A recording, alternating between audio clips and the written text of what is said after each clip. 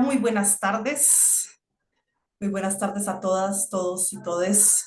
Estamos hoy en nuestro primer encuentro de un ciclo de conversaciones urgentes que tenemos para América Latina y el Caribe desde la RUGETS, desde la UDUALC, y tenemos a dos invitadas increíbles. Estas conversaciones urgentes requieren que hablemos entre mujeres y disidencias para un mundo en retroceso.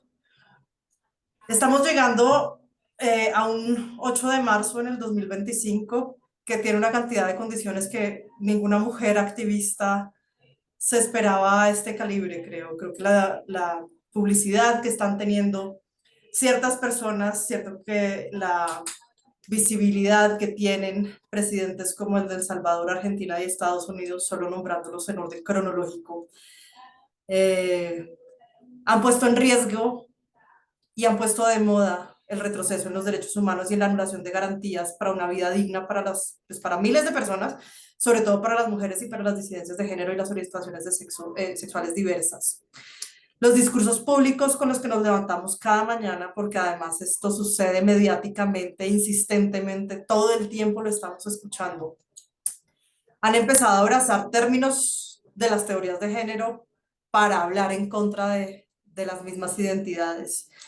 Conceptos como el de identidad, brecha, privilegios y barreras se han utilizado para malinterpretar y para generar retrocesos legales en muchos de nuestros países. Y parecería que ahora ser reconocido como persona depende del tipo de documento que tienes o de tu cuenta bancaria. A esto pues le podemos sumar todo el tipo de falta de aseguranzas legislativas, judiciales, policivas, la corrupción aceptada que tenemos en muchos países y probablemente, y lo digo desde mi lugar como mujer feminista en América Latina, la falta de educación ecofeminista en nuestros países que ha permitido que esto se normalice y que surjan con una fuerza angustiante todos estos presidentes en nuestros países. Quiero permitirme leerles el perfil de nuestras invitadas de hoy. La maestra Ana María Romano, quien es feminista y promueve la visibilización de mujeres y disidencias sexogenéricas en la música experimental latinoamericana a través de la plataforma en tiempo real. Ha sido nominada al Classic Next Award Innovation y ha investigado a fondo la obra de Jacqueline Nova, curando exposiciones y ediciones discográficas sobre su trabajo. Actualmente investiga la historia de la música electrónica latinoamericana y produce el lado B y también el lado A, un proyecto de diálogos intergeneracionales entre compositoras. Es docente actualmente en la Universidad del Bosque, coordina en tiempo real, cofundó Paisajistas Sonoras de América Latina y el micrositios Plataforma Digital Regional y forma parte de la red de compositoras latinoamericanas.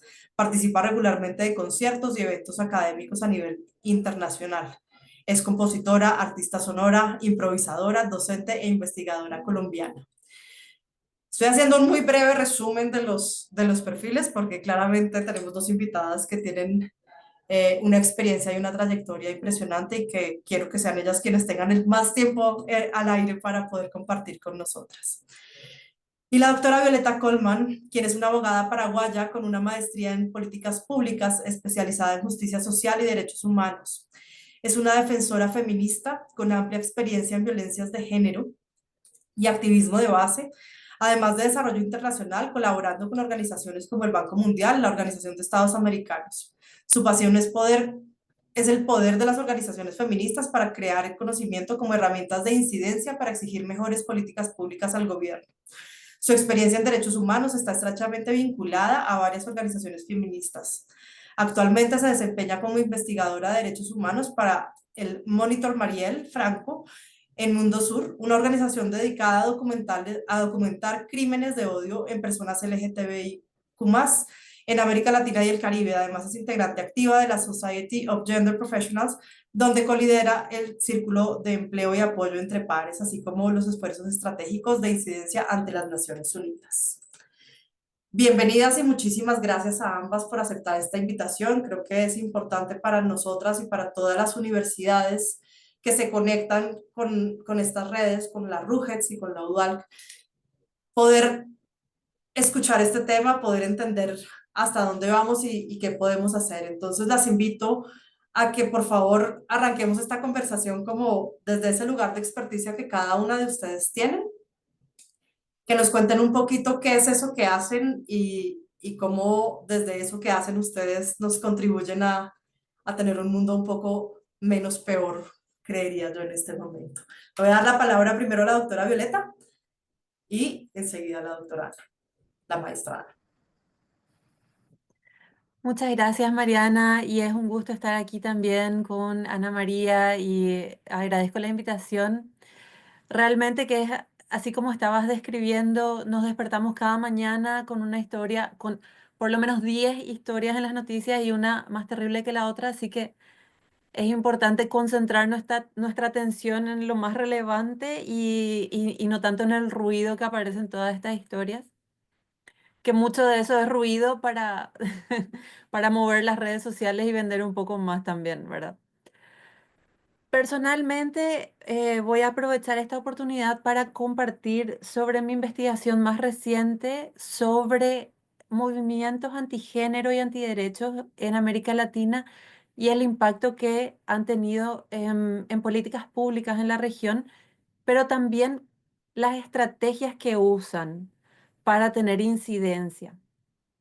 Y luego en una segunda parte, con mucho gusto podría también hablar sobre qué respuesta podemos dar desde el feminismo y desde las universidades feministas también. Así que, em, como un poco de introducción, un poco de antecedentes, sabemos que en las últimas décadas en América Latina fuimos testigos de un fenómeno que, aunque no es del todo nuevo, está cobrando una fuerza inusitada y es la aparición de estos movimientos que, en nombre de la moral, entre comillas, la familia y la soberanía nacional, han emprendido una cruzada contra los derechos humanos y especialmente en temas de género.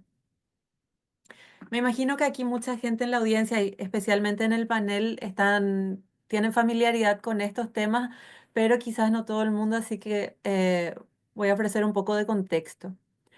Estos grupos que en la literatura se conocen como movimientos antigénero o antiderecho han desplegado campañas que son altamente efectivas, apelando a las emociones de la gente y generando miedo en torno a cualquier política que busque avanzar en igualdad de género.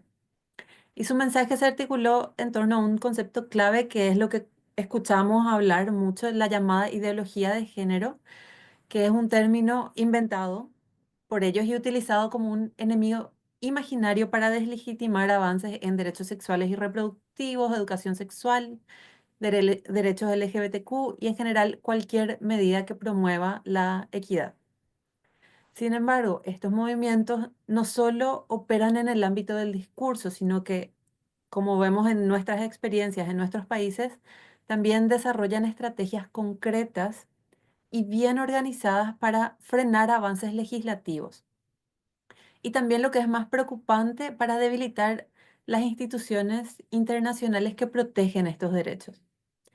Aquí es donde mi investigación trae un análisis que muestra cómo esta estrategia opera en dos niveles, que es por un lado, a nivel nacional, los movimientos antigénero desacreditan los marcos legales, las leyes, las políticas progresistas con el argumento de que son imposiciones extranjeras. Y en segundo lugar, el otro nivel en el que operan es que debilitan los organismos de derechos humanos desde adentro y se infiltran en estos organismos con candidatos afines a su agenda. Entonces, ¿quiénes son y qué buscan estos movimientos? Cuando pensamos en estos grupos, podemos imaginarnos a líderes religiosos ultraconservadores, pero la realidad es mucho más compleja. Porque si bien muchas de estas iniciativas fueron impulsadas y siguen siendo impulsadas por sectores religiosos, también vimos la transformación en las últimas décadas hacia un movimiento más laico, y con actores políticos, inclusive influencers y hasta dentro de la academia, que supieron construir un discurso sofisticado que se adapta al lenguaje del derecho y de la política. O sea, usan nuestro lenguaje de derechos humanos para atacar nuestros propios derechos. El objetivo no es solo frenar avances en temas de género, sino que también buscan consolidar una visión conservadora del mundo, donde la familia tradicional, entre comillas, sea la base inamovible de la sociedad. Entonces, para lograr esto, atacan directamente leyes y políticas que consideran una amenaza. Por ejemplo, el matrimonio igualitario, la educación sexual integral o el derecho al aborto. Sin embargo, también podemos ver que el impacto no se limita solo a estos temas. En Colombia mismo tienen la experiencia de que los movimientos antigénero se opusieron a los acuerdos de paz en 2017, argumentando que el lenguaje de género en el acuerdo era una forma de imponer la ideología de género. Y en el caso de mi país, en Paraguay, hemos visto que lograron bloquear proyectos de ley de paridad que promovían la igualdad en la representación política. O sea, temas que anteriormente no estaban incluidos en lo que consideraríamos, en lo que ellos mismos considerarían una amenaza, son temas que ahora están atacando como seguridad y democracia, que no tienen nada que ver con derechos sexuales y reproductivos o con temas que inclusive son un poco más polémicos como el aborto. Y frente a esto vemos también que utilizan el discurso de la soberanía nacional como una estrategia muy efectiva, porque uno de los puntos más interesantes de la estrategia interna que usan, del nivel nacional que usan, es la forma en que han presentado los avances en igualdad de género como una amenaza a la soberanía nacional. Y cómo se utiliza este argumento de que estas políticas no surgen de la voluntad de nuestros pueblos, sino que son impuestas desde afuera, desde organismos internacionales. Y esto les permite también presentarse como defensores de la independencia de nuestros países frente a una supuesta nueva forma de colonialismo.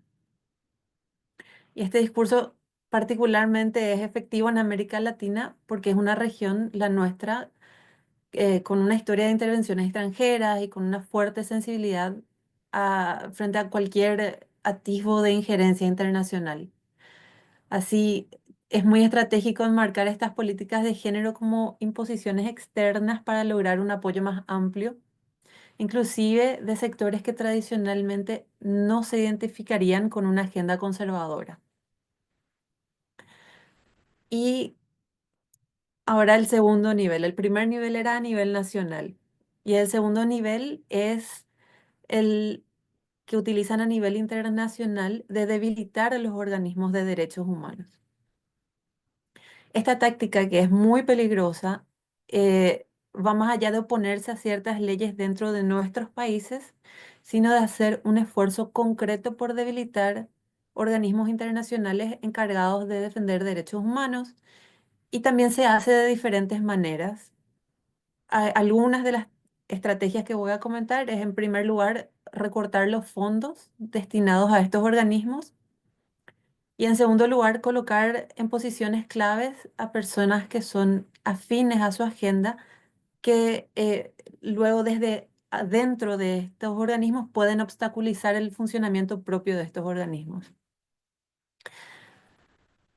Nuevamente, cuando yo realicé esta investigación, que la terminé a fines del año pasado, todavía no habíamos visto el impacto del nuevo gobierno de Trump, así que inclusive suena un poco obsoleto, pero también es bueno saber que este funcionamiento está en marcha, estas estrategias están en marcha desde hace décadas y que fueron evolucionando y que no son em, reacciones del 2025, sino que tienen toda una trayectoria ya.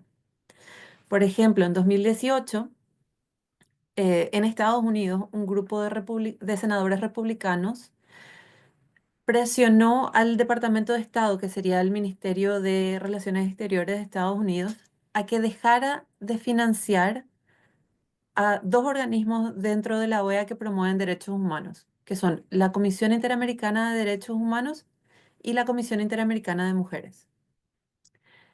Eh, Comenzaron a hacer lobby dentro de la OEA para presionar el recorte al presupuesto de estas dos instituciones. Y el argumento es que estas entidades promovían el aborto, lo que no es cierto, y que por lo tanto violaban las leyes estadounidenses que prohíben el uso de fondos federales para apoyar la despenalización del aborto.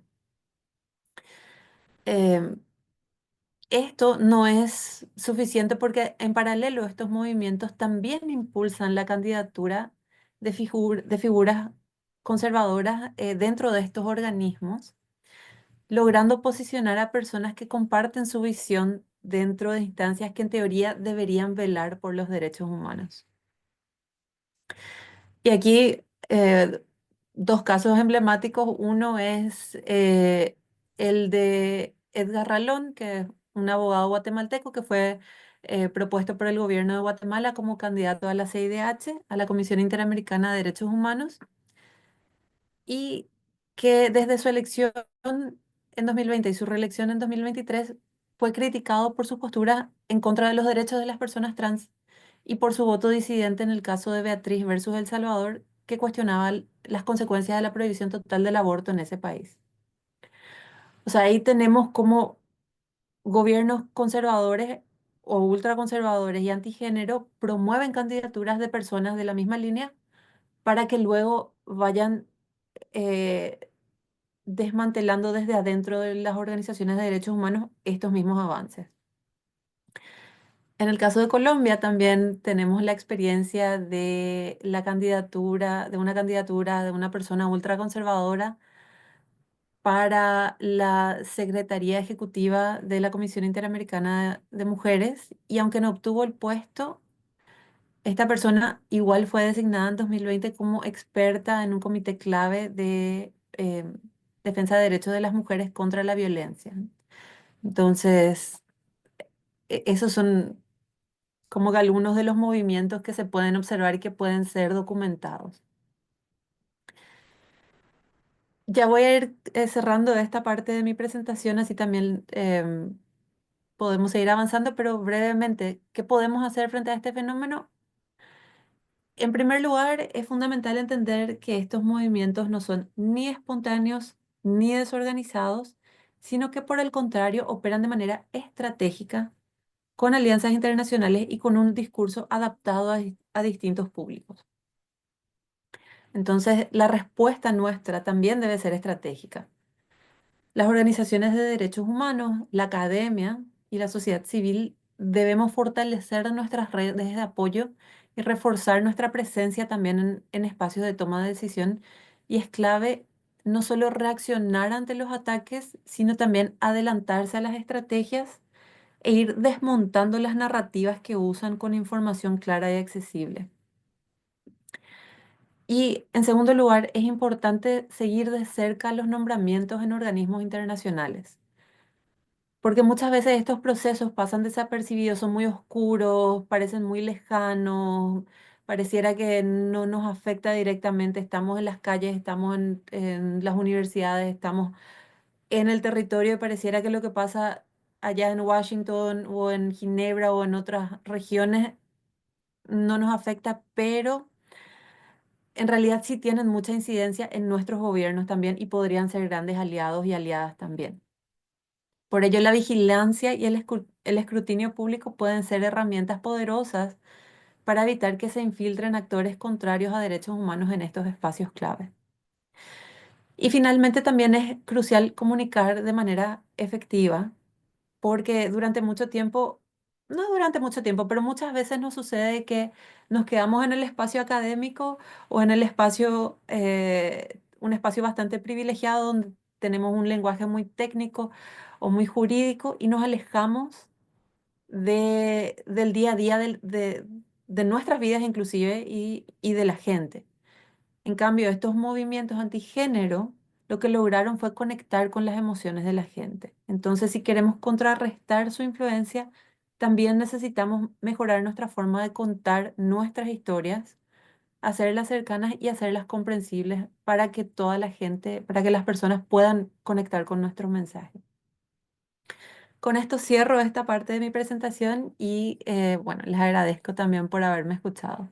Muchísimas gracias, Violeta. Creo que además cierras perfecto para enlazar con la maestra Ana Romano, porque hay respuestas o hay narrativas que siempre desde el arte se reciben o se tejen de una manera con que logra tener un mayor impacto. No en vano, muchos de los movimientos antitrumpistas en este momento están situados en esas personas que tienen esa visibilidad dentro del arte. Ana, bienvenida. Hola, buenos días, buenas tardes. Primero que todo, bueno, quiero agradecer por la invitación a estar acá para compartir con ustedes y conocer de cerca el trabajo de Violeta. Muchas gracias por tu exposición. Increíble, increíble trabajo. Em, bueno, pues para mí es un gusto compartir también como desde mi orilla. eh, cómo actuamos frente a estas situaciones que son como tan complejas, ¿no? Em, digamos que yo me sitúo en el encuentro entre el sonido y la tecnología con perspectivas experimentales y feministas. Así es como hemos definido los intereses de En Tiempo Real, que es una plataforma, se llama Plataforma Feminista en Tiempo Real. Es una plataforma que existe desde hace ya 16 años.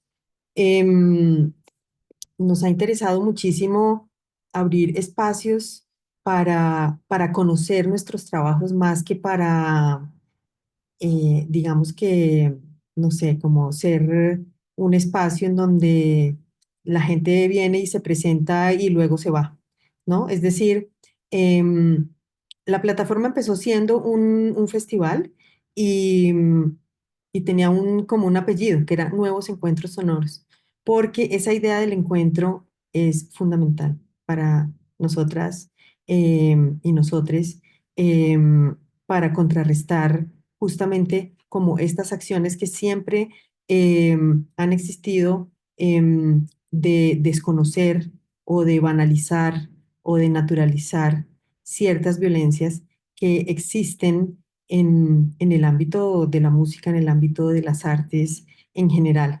Entonces, bajo esta premisa de encontrarnos para conocernos, encontrarnos para compartir, encontrarnos para, digamos que, para crear, eh, más bien, para que se creen a partir de esos encuentros, se puedan crear muchos otros espacios de, de encuentro y de trabajo ha sido muy importante. Es decir, como que no es una cuestión de ejercer una curaduría para invitar a un grupo de artistas a que presenten su trabajo, sino que lo que nos interesa a través de esta idea del encuentro es que estos encuentros potencien nuevos encuentros, em, incluso por fuera de la plataforma.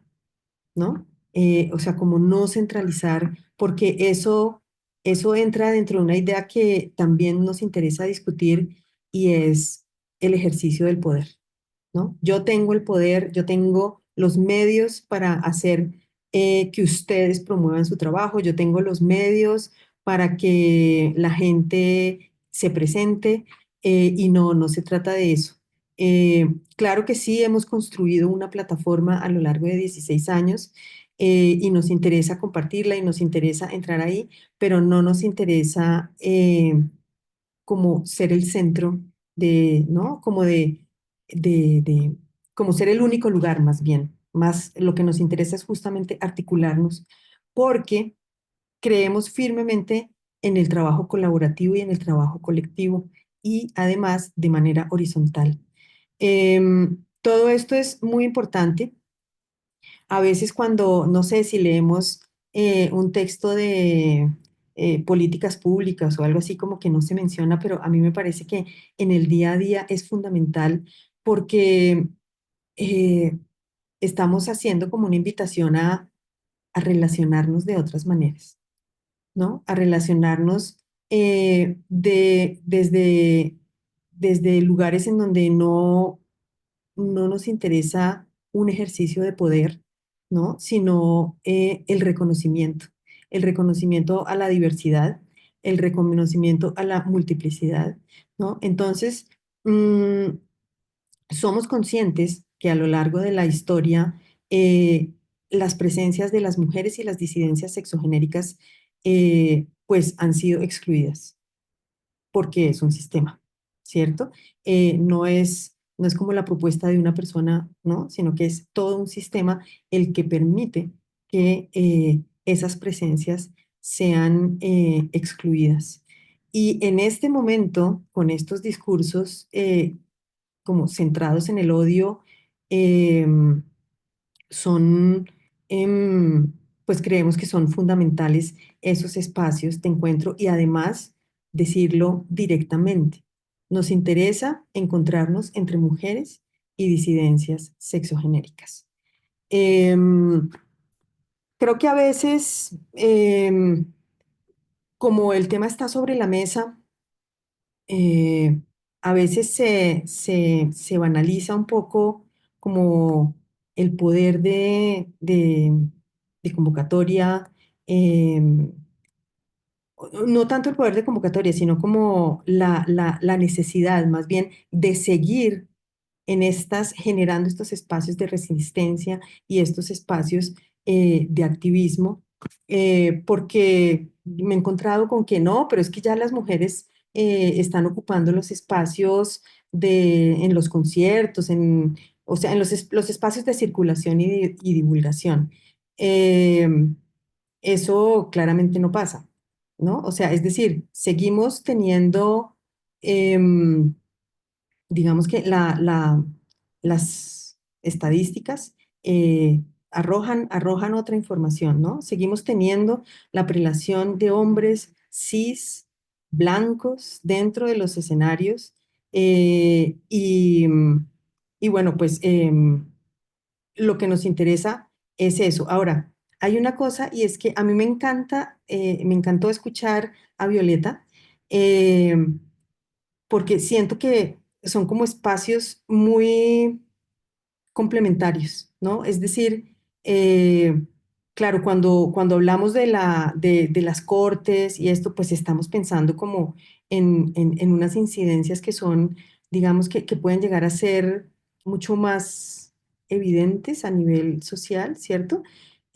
Mientras que aquí digamos que nuestra apuesta es por lo micro, ¿no? Por ese encuentro entre 3 personas, 4 personas, 5 personas, ¿no? Como que también nos interesa repensarnos esto de la cosa masiva, ¿no? De miles de millones de personas. eh, Primero porque, bueno, hay dinámicas diferentes en los procesos de circulación de las artes, ¿cierto? Pero también porque ese tejido chiquito es, es muy importante, ¿no? Porque ahí se generan eh, como esos procesos de resistencia que son, es decir, que pueden ser como sostén también de esas vidas eh, y de esos momentos cotidianos, ¿no? Entonces, por ejemplo, en el ámbito que nos interesa desde la plataforma, que es este encuentro entre el sonido y la tecnología, em, pues por ejemplo, hay una resistencia tremenda, resistencia en el sentido no amable, a que las mujeres seamos agentes activas con esos dispositivos, por ejemplo, ¿no? Hay un prejuicio enorme a que las mujeres no tenemos conocimiento de tecnología, no tenemos relación con la tecnología y que además se da por sentado como que no nos interesa la tecnología porque eso no es del ámbito nuestro, ¿no? Y con las disidencias sexogenéricas, pues está obviamente la preocupación por eh, digamos que habitar esa esfera pública, ¿no? Que también es muy compleja. Entonces, digamos que nos interesa generar espacios para, para poder como no sé, empezar no, porque ya se ha hecho desde hace tiempo, pero digo, como encontrarnos para conocernos y para compartir esas experiencias, esos conocimientos, la idea de, por ejemplo, de compartir conocimientos, así como de manera colectiva, a mí me parece que es un acto de resistencia ahí sí muy fuerte frente a acciones capitalistas que lo que han hecho es que, por ejemplo, no sé, han planteado la educación como un privilegio, ¿no? Entonces, encontrarnos a compartir conocimientos de estas otras maneras eh, también es hacerle resistencia a eso. Em,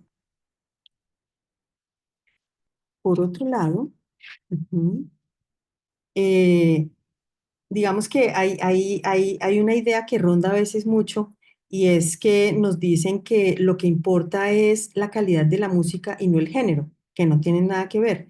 Y resulta que sí tienen todo que ver, porque esa idea de quién hace bien las cosas y sobre todo ese preconcepto de qué es bueno y qué no es bueno, han sido como estructuras construidas desde unos lugares donde son unos hombres blancos, genios, cis, los que plantean como esos componentes y esas ideas.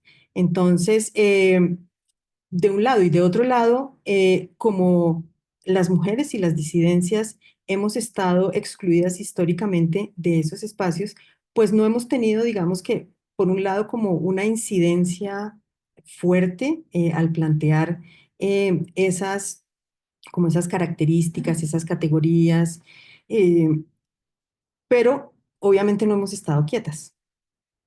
¿No? Entonces tenemos otras formas de aproximarnos al hacer, al trabajar con la tecnología, al trabajar en la creación, al componer. Entonces, pues para nosotras y nosotros es súper importante poder como abrir el espacio para que eso sea socializado, para que eso sea conocido y para que, digamos que em, es que la idea de conocernos es súper importante. ¿No? Porque es que siempre es como, no, pero es que nunca hay, no, yo no conozco mujeres compositoras, no conozco mujeres que trabajen con tecnología, no conozco mujeres que hagan ruido, y resulta que hay un montón, ¿no? Entonces, por ejemplo, una de las plataformas en donde, digamos que me junté, que es muy bella, que se llama HexLat, que es Género, Experimentación en Latinoamérica, es justamente una base de datos que incluye mujeres, lesbianas, trans, intersex, personas de género fluido y otras disidencias que experimentan con sonido en América Latina, ¿no? Em, porque esa idea de que no hay o no existen es perpetuar, digamos que, actitudes de exclusión, ¿no? Em, bueno, hay cosas más graves como decir que, pues, las mujeres no tienen ciertas capacidades, ¿cierto? Em, También está como enfrentar situaciones de agresión y violencia, digamos que, claro, la física, por supuesto, la sexual, claro que sí, pero me quiero referir en este momento como a una violencia que de pronto no es tan obvia y es la exclusión por ejercicio de poder, ¿no? En donde normalmente un patriarca eh, organiza todo como un séquito, ¿cierto?, a su alrededor y se le otorgan como unos poderes para decidir quién vale la pena y quién no vale la pena. Y a partir de ahí, entonces, le permiten la entrada o no a ciertas personas, eh, pero además como que eh,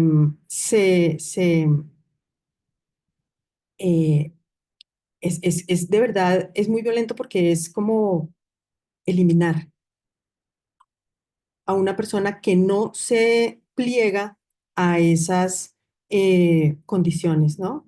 Que en el mundo del arte, lamentablemente, eso es muy frecuente, ¿no? Em, y bueno, desde la academia también siento que se pueden hacer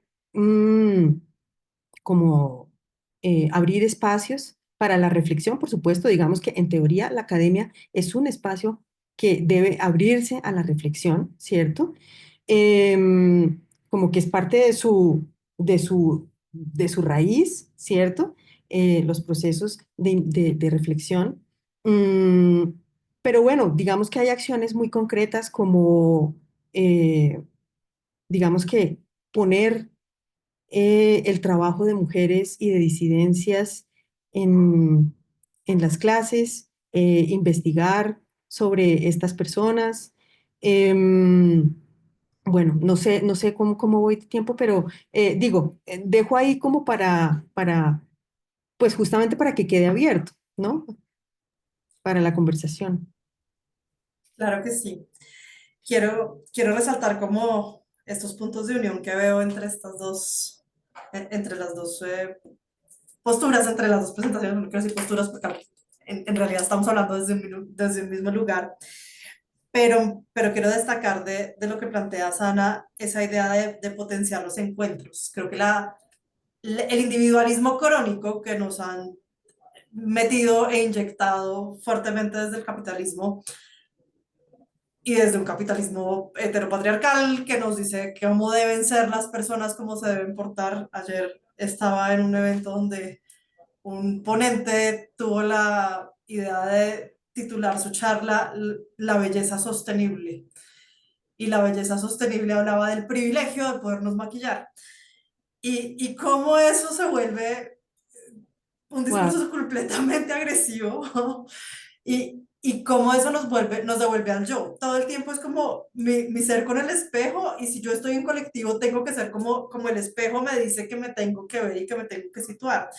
Creo que hay una cosa que me parece muy particular y que tal vez quisiera que de alguna manera como que ampliáramos entre ustedes dos.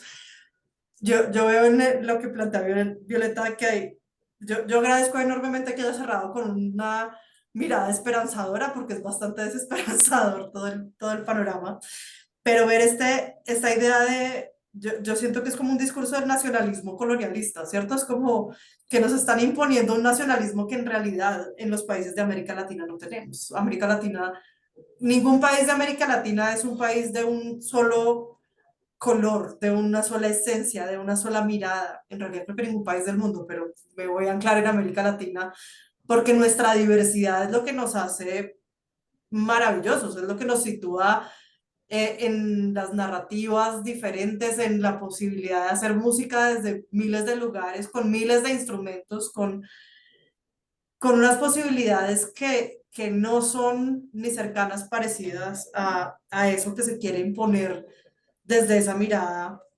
nacionalista que no es propia, que no hay una sola manera de ser paraguaya, no hay una sola manera de ser colombiana, no hay una sola manera de ser mexicana. Y creo que me gustaría que pensáramos en esto para pensarnos en los países que todavía no estamos allá, que tal vez estamos un pasito atrás, y lo quiero pensar de manera esperanzadora, eh, en países como México, que tiene en este momento un gobierno de una mujer que se proclama de izquierda y que se proclama como una mujer feminista, de un país como Colombia que se proclama con un gobierno progresista y en esa mirada, ¿cómo potenciamos esos encuentros? ¿Cómo podemos cambiar esa narrativa? ¿Cómo podemos lograr pensar en colectivo para hacer incidencia y no pues tratar de evitar llegar al mismo lugar, no nos queda tanto tiempo.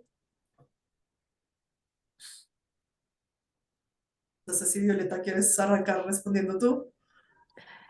Sí, gracias Mariana y gracias Ana María. Fue excelente escucharte. Creo que lo que estuviste presentando me llega mucho porque llega mucho al siguiente punto también que quería compartir, ¿verdad? Que es la parte de la esperanza.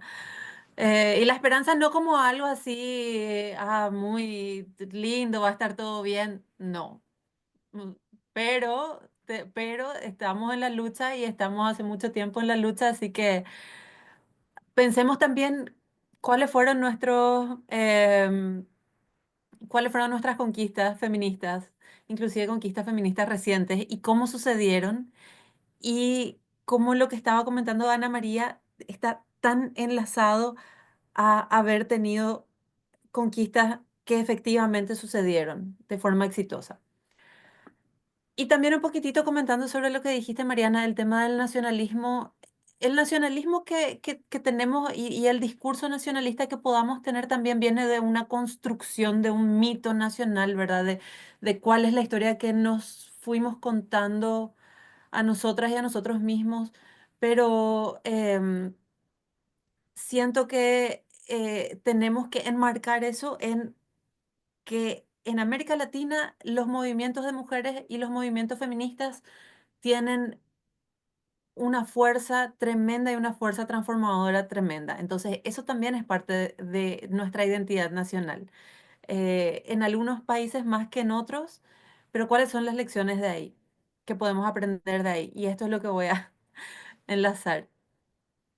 Em, yo siento que frente al avance de estos movimientos antigénero, y ante no solo el avance de los movimientos antigénero, sino también ante l- la cultura machista que ya tenemos arraigada en nuestros países en América Latina, son los movimientos feministas los que demostraron que la organización, la estrategia y la incidencia son claves para defender y ampliar derechos. Y no es solamente un dicho lindo, sino que es algo que pasó en la realidad.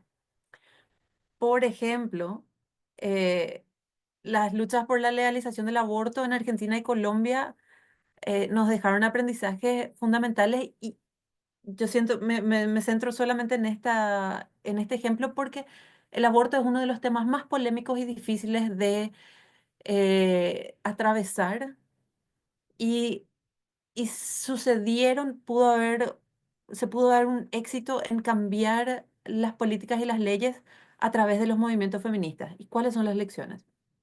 En primer lugar, fue la descentralización y la construcción de redes, y esto voy a enlazar con lo que dijo Ana María, que Ana María mencionó, no centralizar solamente en los encuentros dentro de la plataforma, sino extenderlos, abrir la oportunidad para que hayan encuentros afuera de la plataforma que ella estaba mencionando. Los movimientos feministas no pueden estar centralizados solamente en la capital o solamente en los espacios de poder, ¿verdad? O donde en las universidades, en los espacios ultra académicos y cerrados, sino que tienen que abrirse a llegar a los territorios. Por ejemplo, en la lucha de la legalización del aborto en Argentina y en Colombia, eh, la movilización fue fuera de las grandes ciudades, que existió fuera de las grandes ciudades, fue también crucial para que la causa tuviera legitimidad nacional. Movilizar la opinión pública. En ambos países también se puede ver que el debate no se podía quedar solamente en los espacios legislativos o jurídicos, sino que se usaron todo tipo de herramientas para posicionar estos mensajes y hacerlo de una forma mucho más humana, ¿verdad? De descriminalizar estas conversaciones inclusive dentro de la casa, dentro de la intimidad. Entonces, aprovechar las oportunidades políticas, otra de las lecciones también, ¿verdad? Que el cambio no solo ocurre por presión social, sino que también requiere identificar momentos clave donde puede darse una oportunidad para hacer incidencia.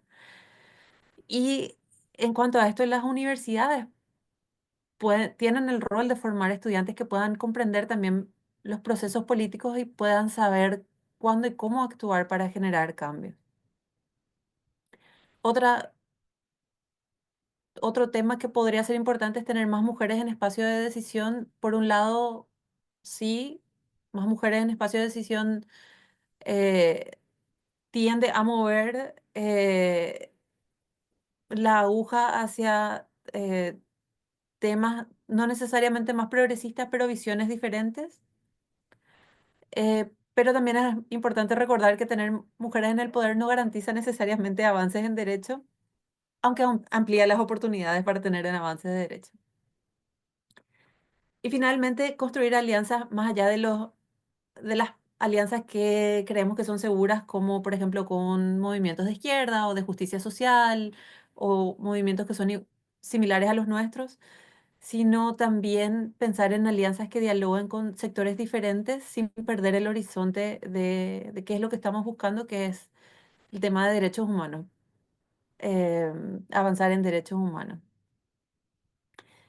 Y enlazando esto con las universidades, aquí la importancia de las universidades es que son espacios que no solamente generan conocimiento, sino que son espacios de activismo.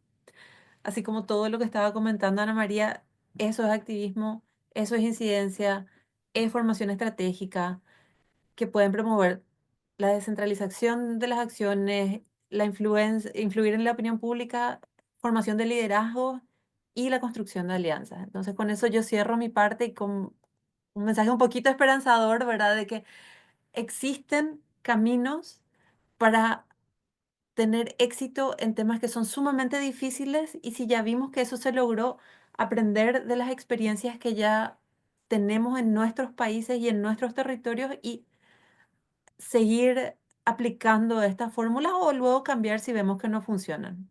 Con eso cierro mi parte. Gracias. Muchísimas gracias, Violeta. Ana. Em, sí, pues hay algo que a mí como que me genera como mucho interés y muchas preguntas eh, y me invita como a entrar en acción y es pensarse lo de los espacios colectivos. Em, Porque claramente ahí, digamos que no sé, como la primera situación que pienso que hay que entender, porque puede ser difícil dentro de las dinámicas capitalistas de que todo tiene que ser ágil y ya, en donde nos muestran como una estructura piramidal, ¿cierto? Donde hay una gran persona que conoce todo y domina todo, y entonces en el mejor de los casos le dicen que es que sabe delegar, ¿cierto? Pues yo lo que pienso es que esas dinámicas, o sea, que las dinámicas de trabajo colectivo tienen unas temporalidades diferentes y unas dinámicas diferentes porque obviamente va a haber diferencias, ¿no? O sea, es que el escenario de una persona que delega y dice, o sea, da unas instrucciones de cómo debe hacerse la cosa y que pide son unos resultados y ya, pues ahí digamos que la línea de tiempo es como muy obvia, muy rápida, o bueno, de pronto no tan rápida, pero quiero decir, como que muy obvia, como que se esperan unos pasos y unos resultados. En cambio, en el trabajo colectivo, tenemos que ver, por ejemplo, cómo afrontar los desacuerdos, cómo afrontar las diferencias, y eso toma tiempo, ¿no? Porque no se trata de dar una orden, todo lo contrario, ¿no? Cuando hablo de trabajo colectivo, pienso también como en la horizontalidad, sin que eso, digamos, que implique que no haya roles, que no haya responsabilidades, obviamente, pero no es una cosa como de te ordeno hacer tal cosa. Y ese te ordeno hacer tal cosa puede ser así súper directo o puede ser un poco más sutil mediante un contrato. Entonces te contratamos para que hagas esto y esto y entonces al final vamos a ver cómo te fue. O sea, es decir, nos tienes que presentar resultados, ¿no? Entonces, siento que ese es como el reto mayor, ¿no? Porque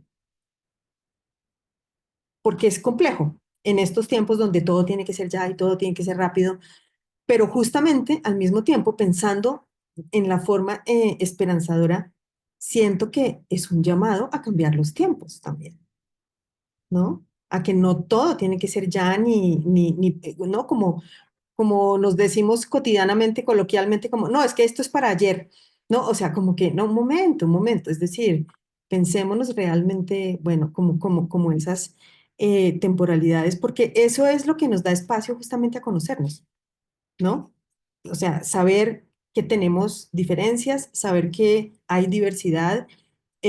Yo pienso que deberíamos sentirnos muy bien sabiendo que no todo el mundo piensa igual, ¿no? O sea, como que, eh, porque si no, ya siempre lo he dicho, se vuelve es una secta, ¿no? Es decir, no hay pensamiento crítico, no hay diferencia, no hay diversidad, sino que hay obediencia.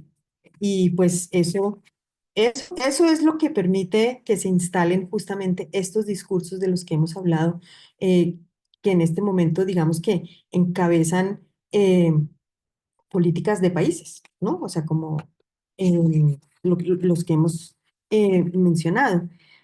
Em, Siento que retomando lo de la universidad que dejé ahí como un poquito abierto, claro, la universidad, la academia, al ser un espacio de reflexión, pues pienso que debe ser proclive al pensamiento crítico, ¿no?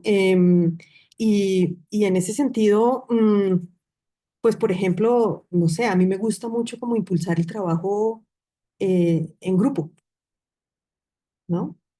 Como que me parece súper importante porque es ponerles como en un lugar de negociación, ¿no?